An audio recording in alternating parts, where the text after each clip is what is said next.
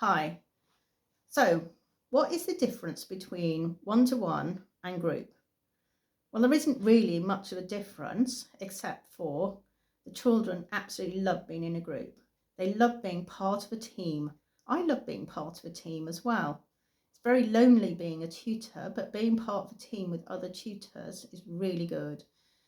You can compare ideas, you can bounce ideas off each other, you collaborate, you come up with suggestions.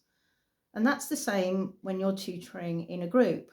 That when I ask a question, yes, there's usually a dead silence because everyone's thinking about it, and then answers start coming in. Now, I use the chat box as well as they can say it out loud, but if they're trying, two or three are trying to do it at the same time, tell me, it's really difficult. So they tend to use the chat box. And then if I want them to draw anything, it'll be on the whiteboard. So somebody will draw it out, and then somebody says, oh, that's not quite right. This is how you do it. And they then help each other out. They can also teach each other as well. So they explain it. So if an explanation isn't understood, then somebody else can come out with a different way. So like, for example, yesterday I learned another method on how to do titrations, which probably is a really simple method that somebody has got from another school, and everyone in the group was like, wow, that is really good. So I might start using it, really. I'm going to experiment with it to compare it with the others, but I will probably still teach the other way as well. So it was just an easier way, but it's a new way, and I can incorporate it into my teaching, and I can now pass it on to somebody else. Now, if she'd been one-to-one, maybe she would have done it, but then the other people in the group wouldn't have benefited from it either. So as a result of this, they are excited to be together, to show up together. They all think the lessons are fun, and there's a different dynamic about the lessons when people are working together. And yes, some of the lessons they are just sitting and copying, but then I ask questions to make sure that things are okay in between. So tests are coming up, and there's an extra lesson in place, so they're showing up to it, which is great. I just put on an extra time in the week. They've already had their 2 lessons this week.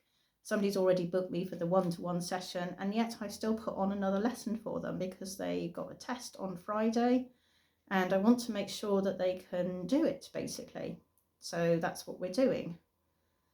So, but they're really excited to show up together, and because they have already learned the subject for it, they'll be able to help each other out in different ways.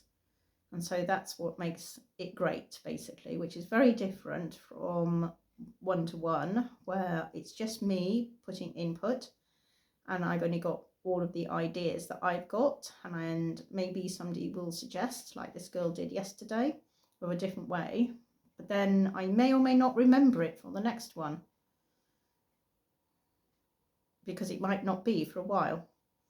So that's really the difference between one-to-one and group.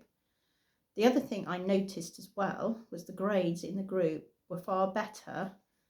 Everybody was far better, especially if they stayed in the group right till the end. So they didn't drop out after a month, but they did a minimum of 3 months, because really to learn your dominant learning style and to get it up and running and working, the minimum time is really 6 weeks, but most people take up to 3 months, and some people do take longer. And so if you drop out, then you don't get the input really for that. So the groups I found, they all got higher grades consistently as opposed to the one-to-one. So I hope that makes it much more sense to you. Okay, thanks a lot. Bye.